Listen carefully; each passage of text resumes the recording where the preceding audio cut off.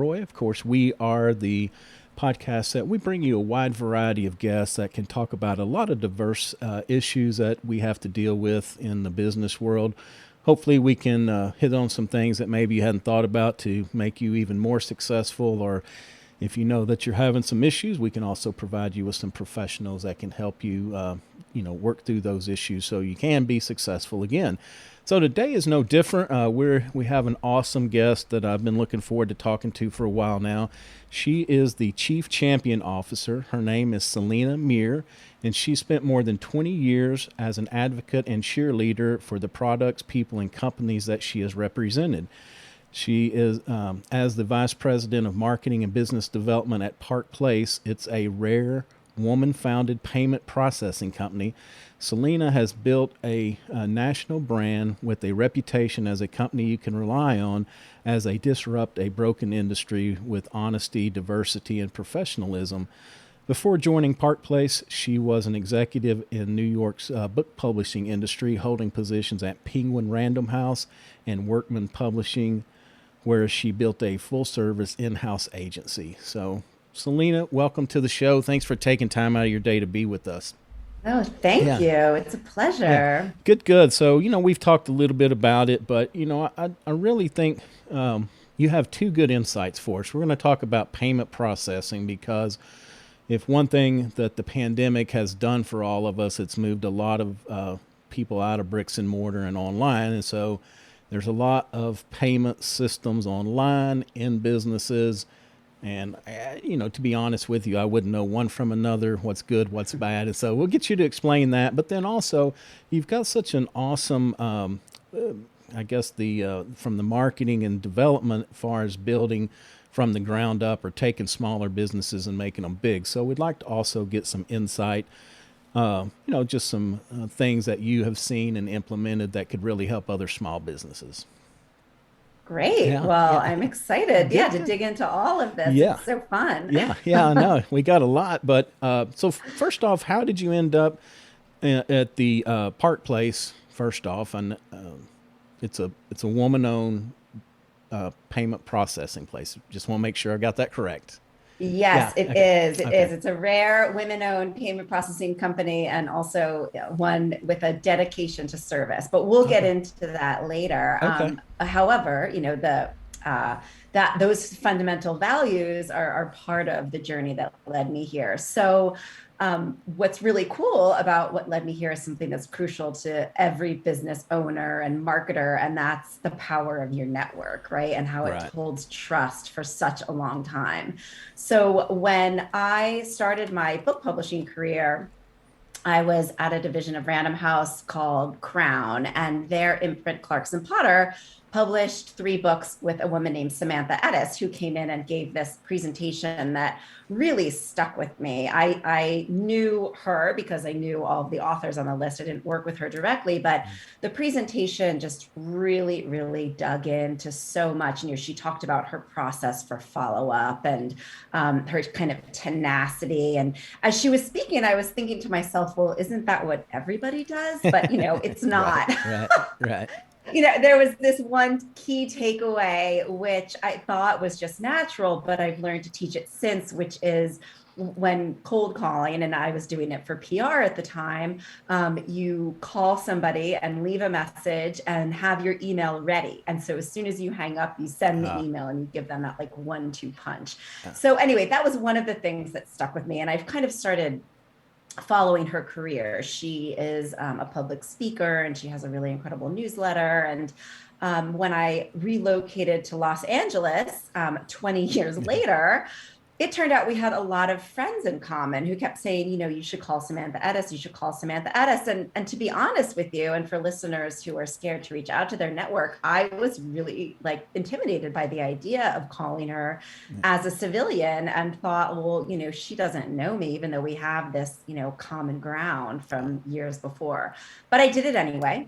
And at the time, we just chatted for a little bit, and she was in the very, very early days of conceptualizing what Park Place would be, but there wasn't an opportunity, and we just kind of she gave me some advice and connected me with a few other people, and I went on and I was consulting, and when my main consulting client kind of came up, on their ability to work with me any longer.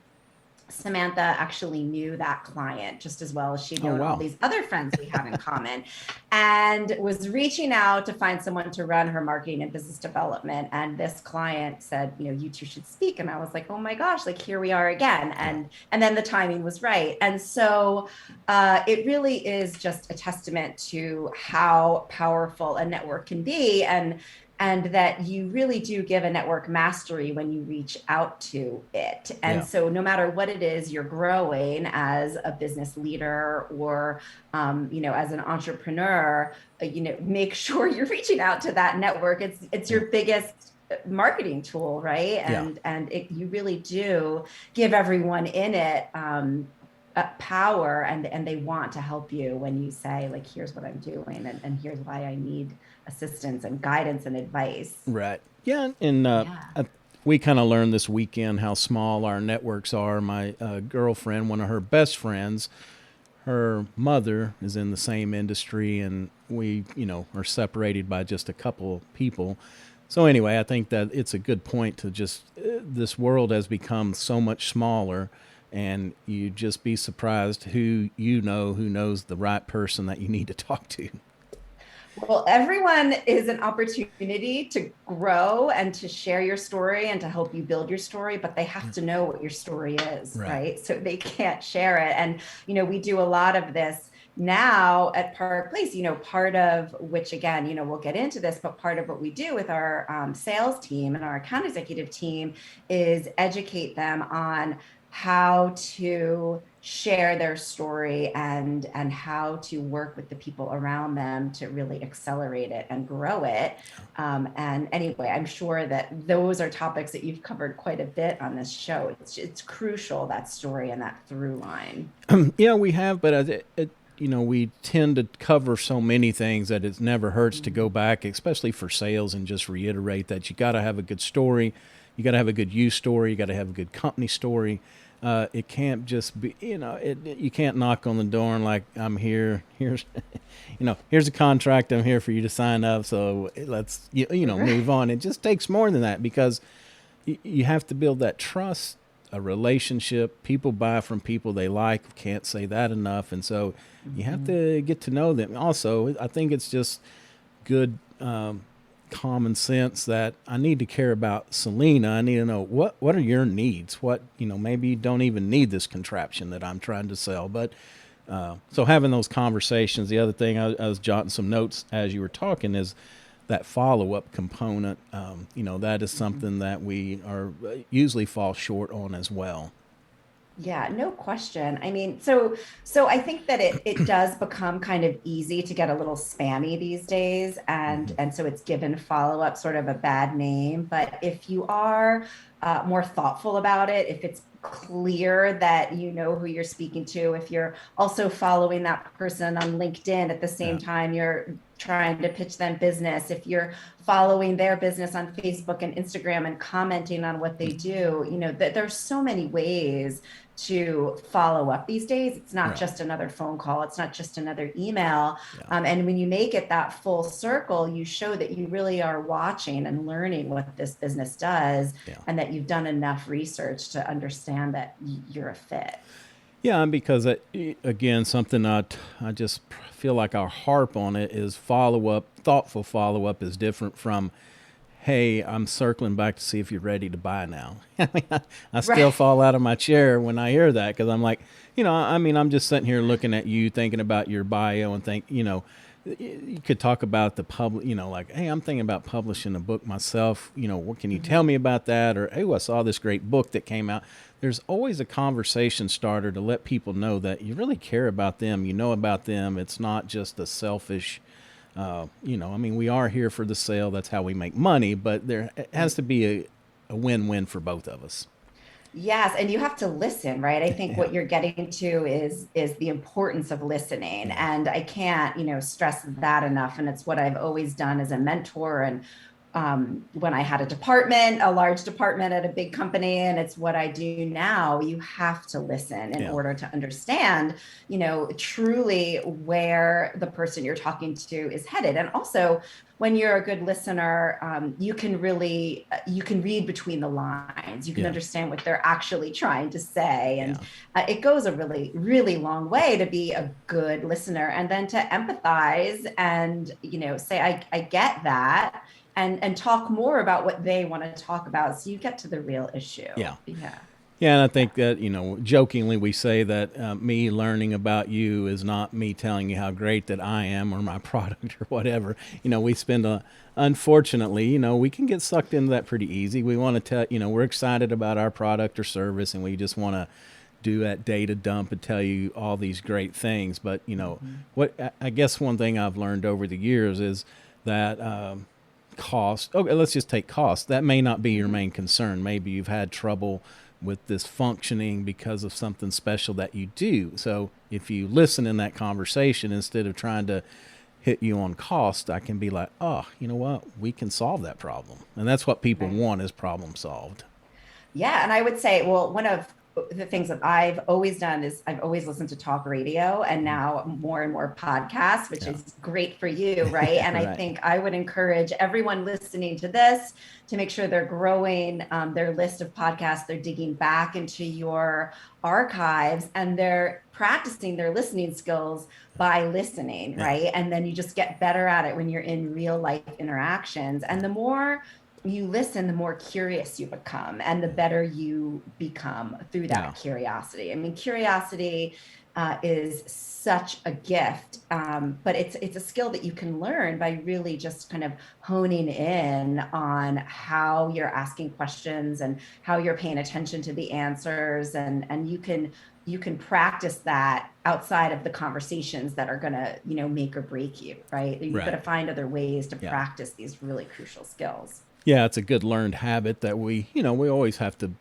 I think you always have to be conscious and think about. I'm going to get my chance to speak. I need to be patient, and that's another thing. A lot of I think good salesmen are probably known for that more than the mediocres that we want to get in a hurry, we want to close it today, it's the end of the Mhm. month and I really need this to get turned in by 5 o'clock today so we can count it in this month, and then we kind of Yeah, lose our focus of why we're here to solve this right. customer's problem.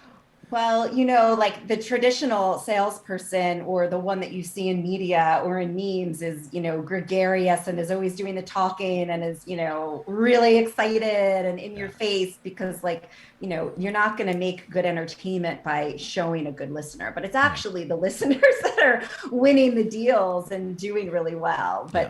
But, they're not sexy enough to show Yeah. on TV and, Yeah. in social Right. Right. media. Well, and that's a good point. Is that strategically place pauses and kind of slowing the cadence down a little bit. Those are all good things that you can do as well, because I think the kind of like you said, the caricature of the salesman is talking 90 miles an hour. He's never quiet long enough for the poor prospect to even get a word in edgewise. Or they start throwing out what that person's problems are before they have any idea, or what their rate is, or it's like, well, how do you know? We just met. Right, exactly, exactly. Yeah. Yeah, exactly. Yeah, and I think it's on a range too. The higher the price of the product or the service, it tends to take more time because I'm not going to make a huge decision. You called me one time. I'm not, unless I need it and have to have it. It's not something. I mean, I'm going to want to check around, compare things, and so we have to have that mindset. Especially, like I said, as we climb up that ladder of cost, is that Mhm. people want to they have a lot of resources available to check other things out. So we need to make sure we're answering Mhm. their questions and giving them the information they want.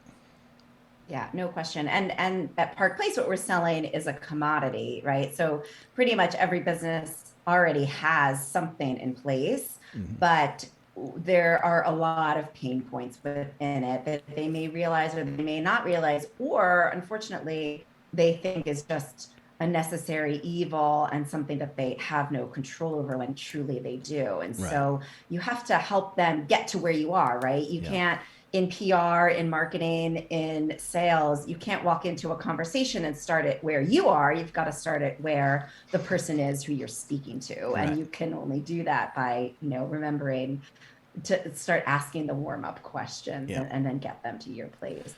So you might get lucky, and maybe a new business reaches out to you. But I would feel like a lot of your business is calling on people, like you said, that have the existing product. So let me ask: is that a benefit, or does that make it harder for you to sell me if I've already got something in place? Because people are just uh, we don't like change. Sometimes even We if it's a don't good like change, change. it's difficult. So It's yeah. true. And like you mentioned like going virtual, and that's a change that, we've been wanting to educate people on how they can do that, Right. simply, adding that kind of functionality. And even just that, it's hard. Right. People don't like change. It's true. And Right. that's probably that's a barrier. And then the other barrier is the reputation this industry has. So Park Place has a lot of depth in the bench in terms of people with, decades of payment processing experience, Mm-hmm. but it's people who have been within it who have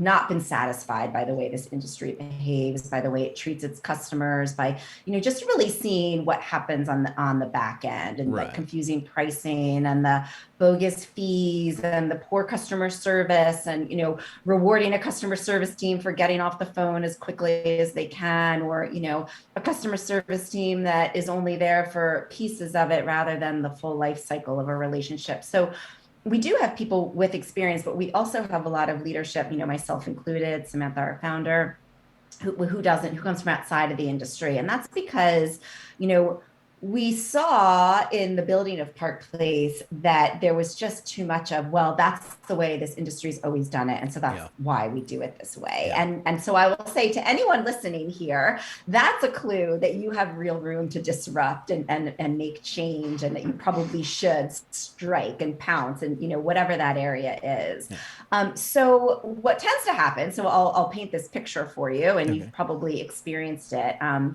in this or in other areas of running a business. So in this industry, most of the sales reps out there are called agents.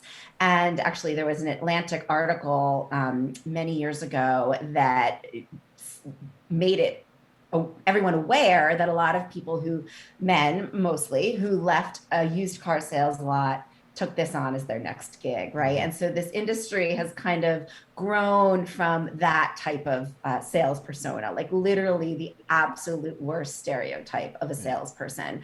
And there's a lot of these agents kind of come into a business, and they'll say, what's your rate? Or I can beat your rate. Or, and they start just writing numbers and chicken scratch on a piece of paper, or, the back of a business card. And it's like, what just happened? And so it's really easy, for that rate to be manipulated.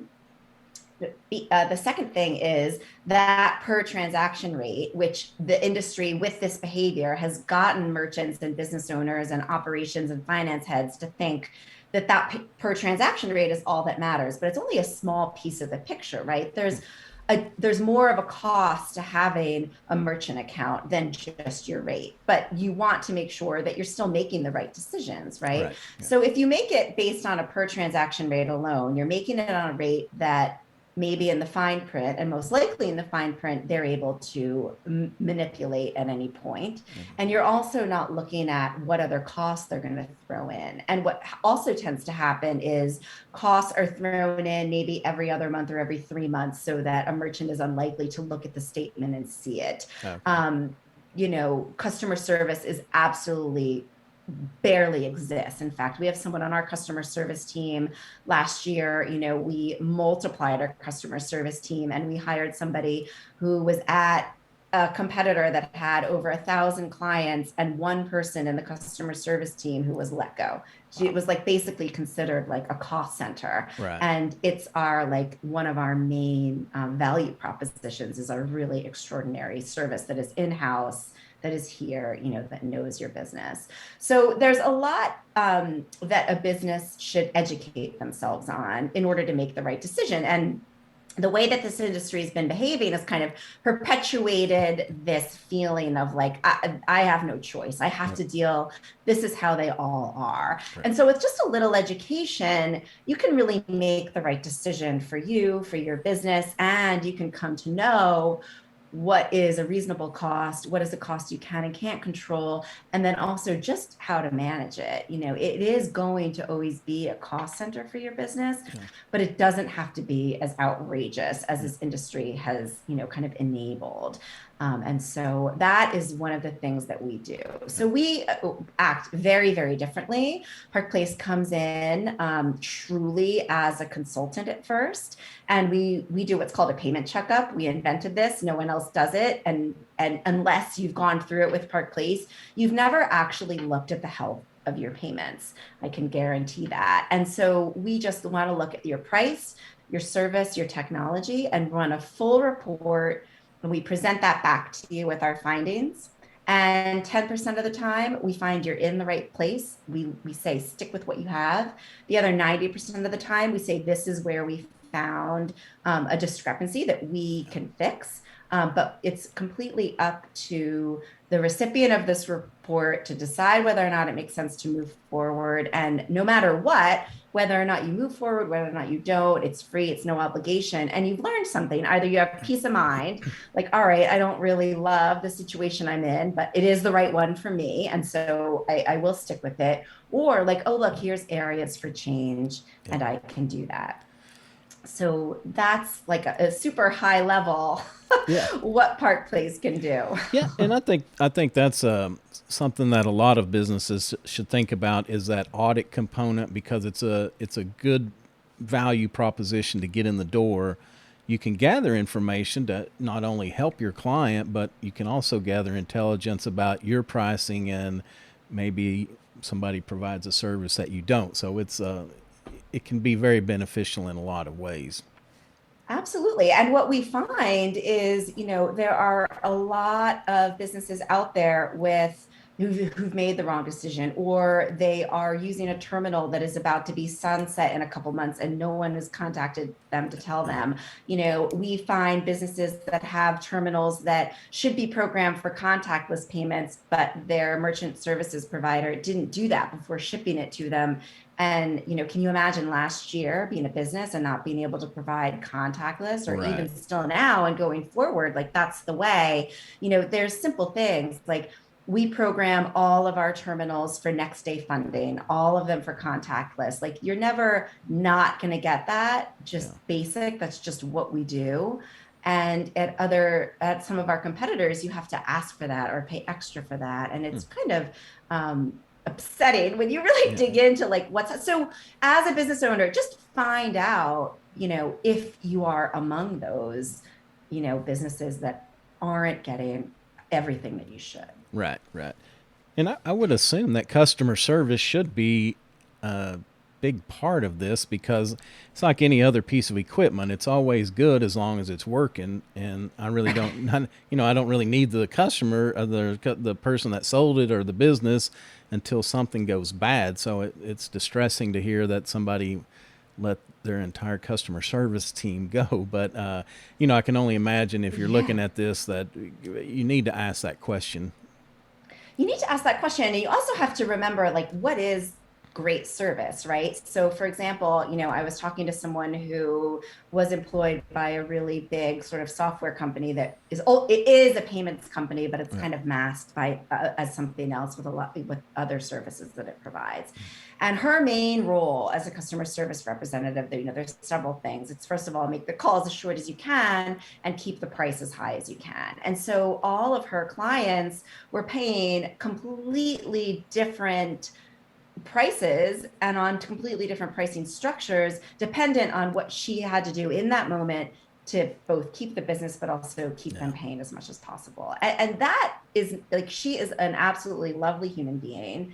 You would be on the phone with her, you would taken care of, Yeah. but you weren't actually, Yeah. right? And so what is real service? So just the whole concept that we start with this audit and this consult, like that's where the service begins, and we carry it through for, for the life. And when you really think about like your payment as a business, when you're getting paid, that's the final kind of interaction between you and your own consumers. So Right. what do you want that to look like? Yeah. How smooth do you want that to be? Do you want, again, to meet, like, we come into a business, we want to meet you where you are. You want to meet your clients where they are. So for example, if you're a chimney sweep company or, a roofer, when you're sending out an invoice, can that person pay it at 10 o'clock at night, which is probably when they're getting to it, right? Yeah. Like, what is your capability for accepting payments for whatever it is that you're doing? And is that where the customer needs to be? Yeah. And so when it comes to virtual, which you brought up earlier, like there are virtual needs that are maybe not just having an e-commerce shopping cart. It's that ability now, to be able to accept payments when the person who needs to pay you is ready to do that and get on their computer. Yeah. And as a consumer, I will say there's nothing more disheartening and upsetting as when the payment system doesn't work, and I'm like, oh my gosh, I just need to find somebody at this company that wants to take my money to finish this transaction. It's like, everything else went good. And it's like, okay, but now the hardest part is just giving them the money to make this happen. And so it can be like that. And, there's some services that I use, the same thing. I get sent the invoice with the payment link, and we just had one that went through the process of changing, and oh my goodness, it was a nightmare for a couple weeks. Doesn't hurt it. I mean, I guess it doesn't hurt me. I got to hang on to my money a little bit longer, but that frustration is that if you got to think about this, if I was on the fence with this vendor and this payment process is taking me 15 or 20 minutes to do, every couple of weeks, then it's like, maybe I need to look at this other vendor. So it needs to be part of that business's customer service proposition too, is that we make it easy for you to give us money. No question. And time is hugely valuable. I mean, we're all should know that certainly by now, right? That time is a major resource. And so saving time and money, I mean, all of that, we're always looking at the full circle, and every entrepreneur, business owner, and everybody who's running a business needs to pay attention to both of those things for sure. Yeah. And so, can you separate that? I guess, I mean, there are some payment systems that don't have the physical piece of equipment, but then they have the internet component. So do y'all service both sides of that coin as well? Absolutely. So, we have a whole range. It may be that you need a very, very simple countertop terminal. It may be that you need a point of sale system for like a restaurant or a retail store that has a physical presence, but also you want to be able to sell your goods online, or one or the other, both. Maybe you have a business that really just needs to be able to accept payments virtually, or have that backup, emergency plan. If your system goes down, is there going to be an app on the phone of the person who's at checkout who can quickly just pull that up and get the payment rather than losing it? And then, so there's virtual terminals that are kind of back office like that, or maybe your doctor's office has a virtual terminal as well as a countertop terminal when, you're there paying your bill. And then there's e-commerce, which is that whole idea of building out a shopping cart and the logistics and the shipping and the returns and all of that comes behind it. So we provide solutions for all of these types of scenarios. And it's a matter of what's right for you, and is there a combination of the two that you need, or just one of them? Okay. Yeah, and just a hint for the consumers out there, or for the merchants. Even when somebody puts something in your cart, have a link back to where you can continue shopping, because that's another agitation. Is like, well, I really wanted to buy like 10 things here, but you get put something in the cart and then you're stuck on that page and it's kind of a mess to go back. So just Oh put a my link. Yeah, gosh. put a continue Yes. shopping Yeah. link on Make it that. easy for everybody. Exactly. Well, what I think a part of what you're bringing up actually is how payments does tie back to your marketing and your distribution channels, right? And so when you look at the future of payments and the ability for someone to sell in various ways, or to have add that virtual component to a bricks and mortar store, you're changing your marketing tools. Yeah. You're widening your distribution capabilities, and you're able to reach customers in ways that you couldn't before. And so payments is not often, probably ever, really thought of as a marketing tool, Right. or a distribution tool, but it is. Yeah. And so that's why you do want to make sure that it's what services you and your customer base Yeah. best. Yeah. And the one other thing I wanted to talk about for a minute are these the terminals that go on your iPad or cell phone. Mm-hmm. I guess a little bit about the safety, but I think it's cool. There's a local restaurant that they come out, take your order on the iPad. When you get ready, instead of giving you the bill, they come over, swipe the card or whatever right there. I Mm-hmm. think it's an awesome concept, but you don't see it as much. It's kind of trendy for about 5 minutes and then it's kind of gone away a little bit. Well, yes and no. I mean, part of it going away has to do with like the nature of everything that's been happening this Yeah. year, but um, mobile terminals can come in a range of ways, right? So I don't know if what you're referring to is the Square dongle, which was that very simple thing that just Yeah. goes into the edge of a cell phone. And so Square is one thing, right? And what they've done is very important, right? They've enabled micro businesses to compete in Right. the economy and to accept payments, and that's crucial. Yeah. Square does not provide a merchant account to a business. It's a merchant aggregator. So what that Okay. means is that every single business that uses Square is using one account. So let's say there's a chargeback on your business. Yeah. You can't call the card brands because they don't know who you are. You're Square to them. And imagine, like, you just can't resolve anything without Yeah. getting someone at Square to help you resolve it, which is very difficult. Interesting. Now, because Square makes it so easy, a lot of businesses are drawn to it. And, Yeah. and I understand that. But that ease also means that there's a lot of fraudulent accounts. And so another thing that was happening last year, and perhaps now still, is that the legitimate businesses, their money is all in this one big account, and then it's covering a lot of the fraudulent activity. And so Okay. businesses weren't getting paid.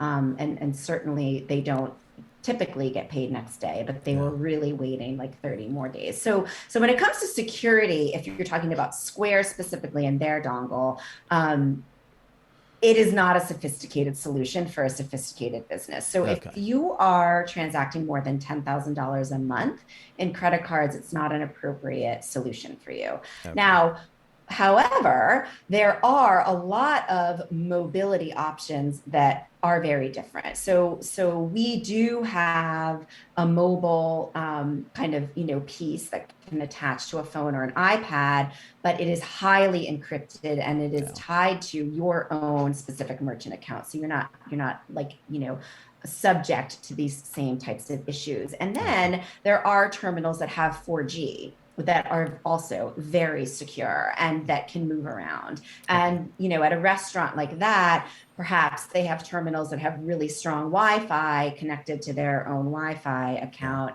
And they can, it will work out in the parking lot. And Yeah. so it really depends on what it is that mobile device is connected to, that will determine whether or not it's secure and whether or not there's, things to take into consideration as a business and as a consumer. Yeah. I mean, look, I do a lot of my shopping on the weekends for groceries at the farmer's market, and they're all using Square. Yeah. And, it's like you hesitate. Now that I know as much as I know, I hesitate a little every time, but I still do it, right? Yeah. Like if I could never become a consumer of Square again, knowing what I know, I would. Yeah.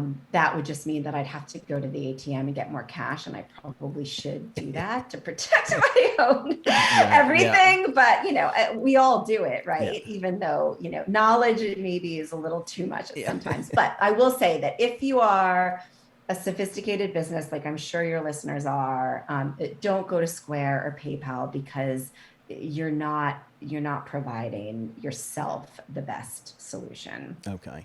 No, that's good advice. And I don't, do you have any advice for consumers about sketchy places where they probably shouldn't be sliding their card? I mean, yeah, that's a great question. They're not always going to know if a Right. terminal has the best encryption on the back end. Now, it's a great question though, because not every terminal that's out there, you could be going to the same, local grocery store forever, and they may have the same terminal forever and it works just fine, but it doesn't have the highest Right. level of encryption on the back end. You don't know that. So it's up to the business to find out and make sure that their consumers are protected. Yeah. Now, the other thing that merchants may or may not know is, one is, if you have a terminal that swipes. First of all, you shouldn't. And if it's a swipe versus like an insert, you definitely want to just, avoid anywhere that's just swiping. Okay. But if you are a business and you're swiping, you are responsible for fraud that happens through that Interesting. terminal. If you have an insert, a chip reader, then the bank, the issuing bank, is responsible for any fraud that takes Wow. place. That's That's huge. fraud, right? Yeah. That's fraudulent activity that's happening. Right. Okay. If you have a data breach, no matter what, as a business, you're responsible for the data breach Yeah. and any costs that come around with that. So that's if someone broke into your system and stole information and then used it elsewhere for fraudulent activity, you're responsible for that. So that's another thing that we do. Every single one of our clients gets $100,000 worth of data breach assurance, and that Okay. means a reimbursement of up to $100,000 if there is a data breach, and will cover up to $100,000 of the costs that take place. And that can be very, very costly, very costly. And so that is definitely these are things for sure to keep in mind that Yeah. probably aren't going through many businesses' heads as they're making this kind of decision. And they probably don't even know that data breach assurance is something that is just a given with certain Yeah. providers. No, because we have like a, and I know it's a little bit different than the solutions that y'all sell, but we just have a couple gas stations around here. It seems like they are always having these cloning devices on them. So, that's Mm. troublesome to think about that because there was just a lady just reported that somebody got her. She bought gas in the morning, and by the end of the day, somebody had been over to 4 or 5 other gas stations with the number. So anyway, the other thing is the Yeah. data part, and I know this may Mm-hmm. be not your it's not your wheelhouse, but if you know, it'd be good. Like, so when somebody swipes a card at your business, does that data just go through the equipment and to your company that processes it, or does that merchant have some forms or replicas of that data in their system somewhere? It's a great question. I mean, a simplified answer is that it depends on that level of security on the back end and how encrypted. So Okay. everything that we sell has the highest level of encryption, which means that there is a unique, secure, code happening in the ether as the money's moved around. And there are Okay. several different components that are happening, right? There's your credit card, there is the bank that's associated with that credit card, there's the bank that the merchant is using that the money's deposited into, and then there's the processing bank. So Right. there, you want to make sure as the information is flowing through and the money's flowing through, that it's a secure system. Yeah. A business can't just download, unless it's really shady, Yeah. the content, or that information, that credit card information. So Okay. if you have more of like a virtual terminal setup, and you're paying your bills, virtually, then you want to make sure as a business that you are, again, using a system that's very secure, is going to very much protect all of that cardholder data. Yeah. And, yeah, that's absolutely something to keep in Yeah. mind. But you can't just extract, the card information unless there's a hole in the security. Okay. Which of course happens, right? Right. Yeah. Yeah, and it doesn't, if you're doing something over the internet or virtually, it doesn't take much. They have to enter certain information. So again, just make sure that the businesses need to make sure that they have secure technology in place to protect themselves as well. Yeah, And absolutely. and today, I mean, it's Absolutely. constant phishing. So everybody's always trying to sneak in the back door. So it's something that we really, we don't talk about it enough on here that we need to, but just the little bitty things that we could do to protect ourselves. Yeah, Yeah. exactly. And I mean, that's one reason why you want to make sure, like, imagine how many people are trying to, pop that PayPal and Square, bubble. And Right. you don't want to be one of the businesses that is there Yeah. when that happens. Exactly. Right.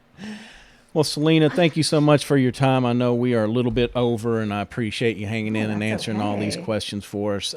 So tell everybody again, we know you're in the payment processing, but tell them, kind of who is that target market that you go for?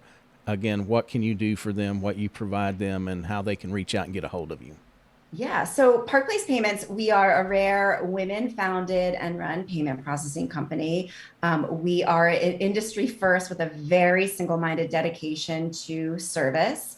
We are fair and transparent and true in everything that we do and every decision that we make. And so our core business is our small, medium, independently owned.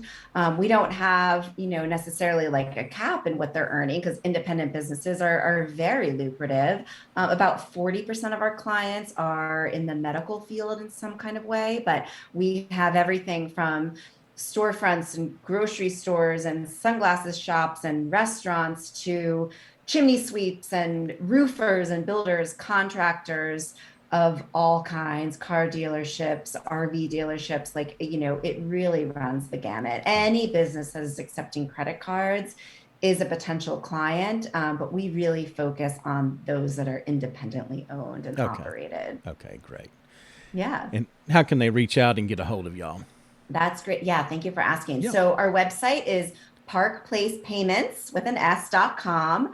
And I am very reachable, Selina, Selina at parkplacepayments.com. But when you go to our website, there are forms on there to reach out and please do and schedule a payment checkup. Just find out what you know or what you don't know, or if what you think you know is true. It's my biggest recommendation for Yep. anybody that wants to better understand. This is how you get paid for your goods and services. So, Yep. don't just leave it up to what seems simple. Yeah, and it's interesting. I was in somewhere the other day and kind of snickered to the young lady. I'm like, "Do y'all still take cash?" And she kind of looked at me strange and said, "Well, yeah, we will, but so many people now they don't want to fuss over the cash that you really And have to there's a have." shortage, Yeah, yeah, so what are you going to do? There's a coin shortage. yeah. So, you've got to evolve. Right. You've got to evolve. And if you're, let's say you're a B2B or even, a B2C, like in the contracting space, and you're like, we don't want to accept credit cards, like, look at your accounts receivable and see what you're actually losing there, right? Right. Because there, again, like, you don't want to make a decision about not wanting to incur the credit card fees when you're losing out on payments on this other side and the cost of all of that follow up. And, I would encourage that. And also in most states, you can also look at surcharging as an option where the client is incurring the costs Right. of the credit card fees. And so there are definitely solutions. Don't just ignore it Yeah. because you think it's too much. Yeah. Reach out and get the audits. You can't go wrong. You may actually learn something. So Yeah, so parkplacepayments.com. Come get your payment checkup. We're going to check on the health of your yeah, business. and I'll put that in the show notes. It's Park with a PARK. And the only reason I say that is because I was dealing with the company that's PARC the other day. So just want to make sure Oh, that that's clear. It's the traditional Park with a K on the end of it. But I'll put that in the notes so everybody can just hit the link and find y'all. All right. great. Well, thank you. Yeah. I'm excited to meet all of your listeners. Okay, great. Well, thanks so much for taking time out of your day to be here. I certainly appreciate it. Again, that's going to do it for this episode of the Business of Business podcast. You can, of course, find us at www.thebusinessofbusinesspodcast.com. We're on all the major social media platforms, as well as all the podcast platforms, iTunes, Stitcher, Google, Spotify. If we're not on one that you listen to, please reach out. I'd be glad to add you. So until next time, take care of yourself and take care of your business.